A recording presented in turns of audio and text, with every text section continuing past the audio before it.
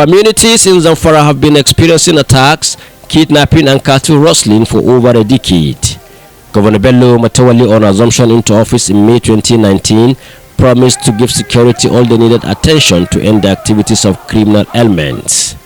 In June same year, the governor introduced a peace and reconciliation initiative with bandits, aimed at ending banditry and kidnapping through dialogue.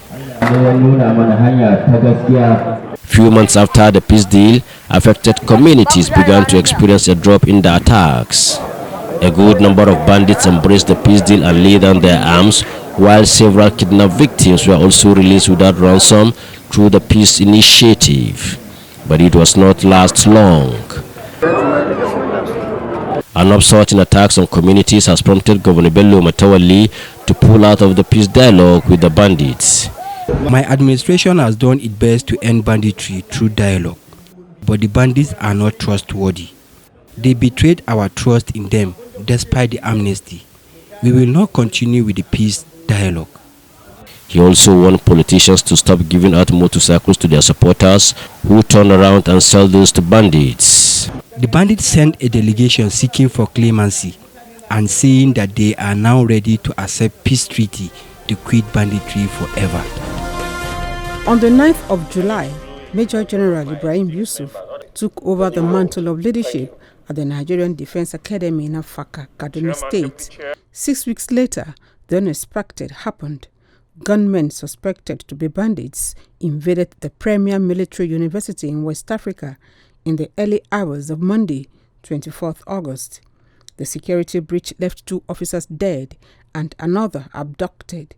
Widespread condemnation throughout the attack as many Nigerians expressed concern about the worsening security situation in the country. Commandant of the academy, Ibrahim Yusuf, said measures were in place to rescue the abducted officer and ensure such an unfortunate incident does not recur.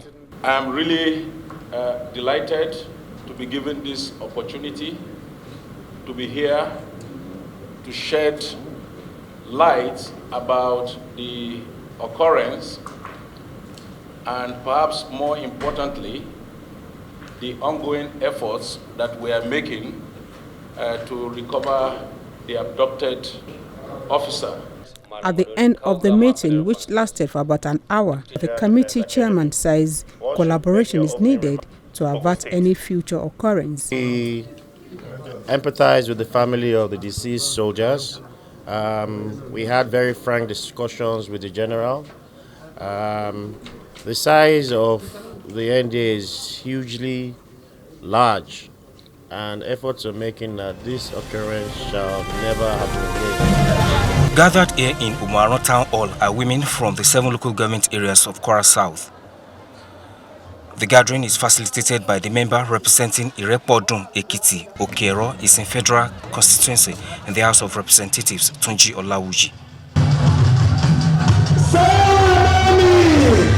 The event is carnival-like, even though it is held inside the town hall.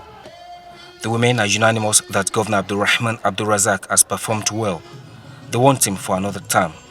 In the political appointment, Abdulrahman Abdulrazak recognized the women. In the 16 local government, most of our files, they are female. And most of the supervisors, we have 2 female, 1 man. So Abdulrahman Abdulrazak recognized the women. That is why we women have decided in Kwara South to follow him the second time, no shaking for him. To Representative Tunji Olawuji, giving Governor Abdulrahman Abdulrazak another term will make him compliment on what has been recorded so far. We should elect him again, because he has done fantastically well to all of Kwara State. Though we're still calling on him to do more for us. Like things have been bad in this state for the past 16 years. It's this government that is reactivating all of those. So he has a lot of things to do, but he's on a good track. Tunji Olawuji is from Umaro, while the current senator from Kwara South, Lola Ashiru, is from Ofa.